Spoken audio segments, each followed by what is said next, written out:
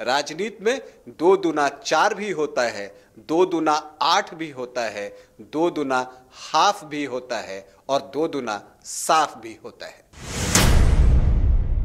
बुधवार को हुई एक राजनीतिक मुलाकात की चर्चा पूरे देश में है। दरअसल मैं बात कर रहा हूं बिहार के मुख्यमंत्री नीतीश कुमार की कांग्रेस अध्यक्ष मल्लिकार्जुन खड़गे और राहुल गांधी से मुलाकात की। नीतीश कुमार तेजस्वी यादव के साथ गए थे इस मुलाकात के लिए और जो मुलाकात हुई उसके बाद जो जितने भी लोग इसमें शामिल थे वो मीडिया के सामने भी आए, बातचीत भी की। लेकिन इन सब के बीच सबसे बड़ा सवाल यह है कि इस मुलाकात के मायने क्या हैं? क्या इस एक मुलाकात भर से सारी समस्या का समाधान हो जाएगा जो विपक्ष के सामने है?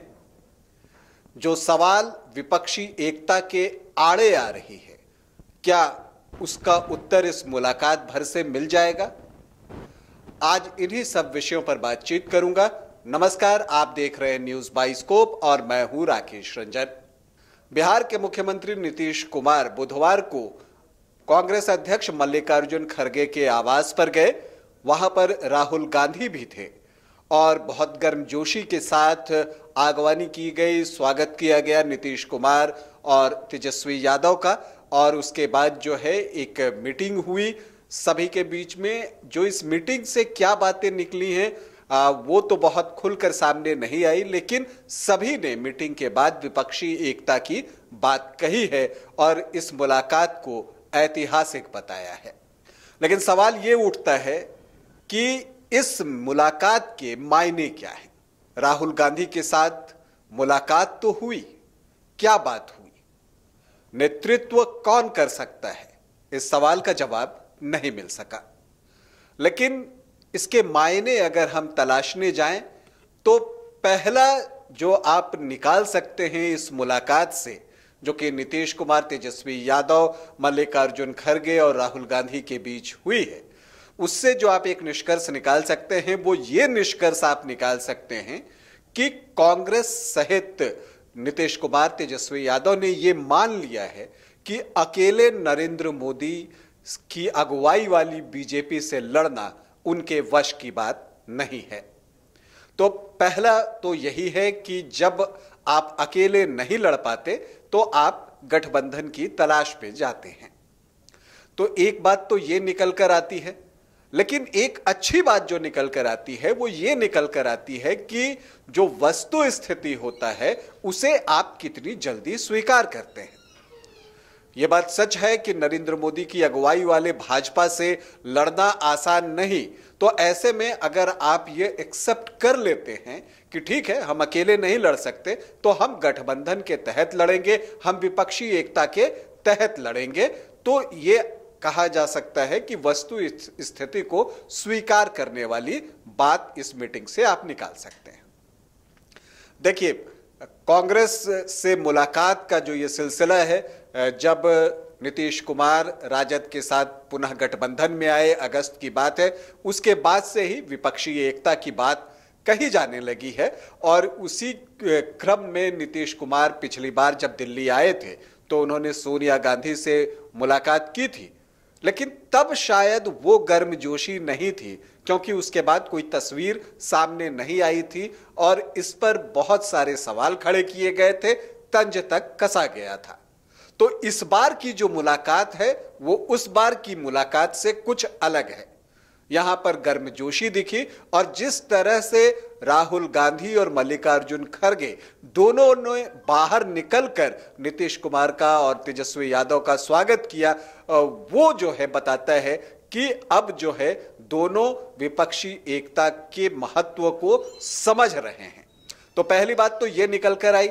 इससे अगर हम आगे बढ़ने की कोशिश करें तो ये अब कितनी दूर तक आगे जा सकता है? देखिए, जो सबसे बड़ा सवाल है वो ये है कि कितने दल इस विपक्षी अम्ब्रेला, जो अपोजिशन का अम्ब्रेला बन रहा है, छाता बन रहा है, उसमें कितने विपक्षी दल एक साथ आ सकते हैं। तो इसकी संख्या बता पाने में फिलहाल तो न नीतीश कुमार सक्षम होंगे, न ही मल्लिकार्जुन खड़गे या राहुल गांधी। क्योंकि अगर आप नजर दौड़ाएं और देश की राजनीति को आप समझने का प्रयास करें तो एक विचारधारा ऐसे दलों की भी है जो भाजपा और कांग्रेस से बराबर की दूरी बनाकर रखना चाहता है। अगर हम इसमें बात करें तो आप केसीआर का नाम ले सकते हैं, जो उनकी पार्टी है बीआरएस, वो कांग्रेस और बीजेपी से समान दूरी बनाकर रखना चाहती है। और जैसे ही उन्होंने अपना टीआरएस का नाम बदलकर बीआरएस किया, उसके बाद जो उनकी महत्वाकांक्षा राष्ट्रीय राजनीति के लिए है वो भी प्रकट ऑलरेडी हो चुकी है। जहां तक ममता बनर्जी का सवाल है, जो उनकी तृणमूल कांग्रेस की पार्टी है, क्या वो इस अम्ब्रेला के अंदर आना चाहेगी? इसकी संभावना कम दिखती है। अरविंद केजरीवाल की आम आदमी पार्टी के साथ भी यही बात लागू होता है, क्योंकि अगर आम आदमी पार्टी पंजाब में चुनाव लड़ेगी तो वो बीजेपी के खिलाफ लड़ना चाहेगी या कांग्रेस के खिलाफ लड़ना चाहेगी? क्योंकि कई ऐसे राज्य हैं जहां पर जो कांग्रेस वर्सेस दूसरे विपक्षी दल के बीच जो है मुकाबला होता है। कम्युनिस्ट शासित आप केरल की बात कर ले, वहां पर भी कांग्रेस और कम्युनिस्ट के बीच में गठबंधन नहीं हो सकता। इसलिए बीच की बात निकाली जा रही है कि जो क्षेत्रीय दल जहां मजबूत हैं उन्हें वहां छोड़ दिया जाए। लेकिन ऐसी स्थिति में जो एक राष्ट्रीय पार्टी है कांग्रेस, क्या वो अपने आप को कमजोर होने देगी? क्या वो अपने कार्यकर्ताओं को कहेगी कि ठीक है आप पीछे बैठे और चुनाव न लड़ें? ऐसा संभव नहीं दिखता है। और मुझे लगता है कि इस पर आगे जाकर जो है बहुत सारे सवाल जो है आपको मिलेंगे, जिसका जवाब तलाशना जो है वो जरूरी होगा, चाहे वो मल्लिकार्जुन खड़गे हो, राहुल गांधी हो, नीतीश कुमार हो। देखिए, दल तो मिल जाएंगे, हो सकता है कुछ दल मिल भी जाए, लेकिन दिल कितने मिलते हैं ये देखना भी अहम होगा, जो इस एक मुलाकात से समझना थोड़ा मुश्किल है।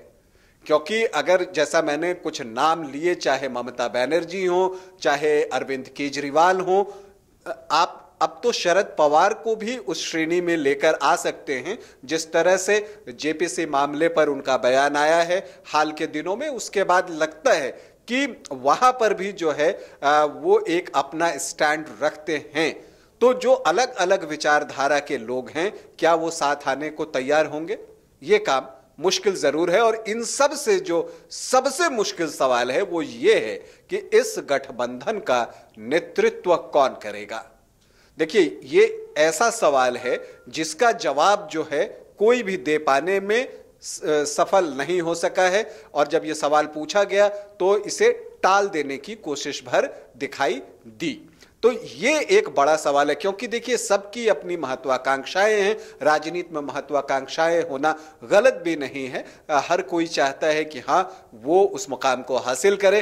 तो आप जितने भी दल कर लें, सबकी अपनी महत्वाकांक्षाएं हैं। तो उन सब के बीच एक नाम निकलकर कौन आएगा ये देखना दिलचस्प होगा। और वो काम बहुत मुश्किल होगा, क्योंकि जो वो एक नाम निकलेगा वही नरेंद्र मोदी के खिलाफ खड़ा किया जाएगा। और अगर नाम नहीं निकलता है तो नरेंद्र मोदी वर्सेस अगर वो क्वेश्चन मार्क ही रह जाता है, तो आप कह सकते हैं कि मतदाताओं के मन में भी एक भ्रम की स्थिति जा सकती है। इसलिए विपक्षी एकता को बल तभी मिलेगा जब उसे एक नेता मिलेगा। बिना नेता के उसे परेशानी का सामना करना पड़ सकता है। देखिए, राजनीति में गठबंधन होते हैं, और जो उत्तर प्रदेश में 2019 लोकसभा चुनाव के गठबंधन हुआ था समाजवादी पार्टी और बहुजन समाज पार्टी के बीच में, उससे मजबूत गठबंधन कोई और हो ही नहीं सकता। लेकिन उसका परिणाम क्या आया था? आपने देखा था कि भाजपा ने जो है अपने सहयोगी दल के साथ 64 सीटें जीत ली थी। और बाद में अब तो खैर उपचुनाव के बाद जो है आजमगढ़ की सीट और आजम खान की सीट जो है वो दोनों भी बीजेपी ने अपने खाते में कर ली है। तो अगर आप इस लिहाज से देखें तो गठबंधन का मतलब ये नहीं हो जाता है कि आप किसी एक दल को चुनौती दे ही लेते हैं। राजनीति में 2 दूना 4 भी होता है, 2 दूना 8 भी होता है, 2 दूना हाफ भी होता है, और 2 दूना साफ भी होता है। लेकिन क्या होता है इस पर हमारी नजर बनी रहेगी। देखना यह है कि ये जो मुलाकात हुई है बिहार के मुख्यमंत्री नीतीश कुमार की मल्लिकार्जुन खड़गे और राहुल गांधी के साथ वो किस दिशा में आगे बढ़ती है। अभी के लिए इतना ही, इजाजत दे, नमस्कार।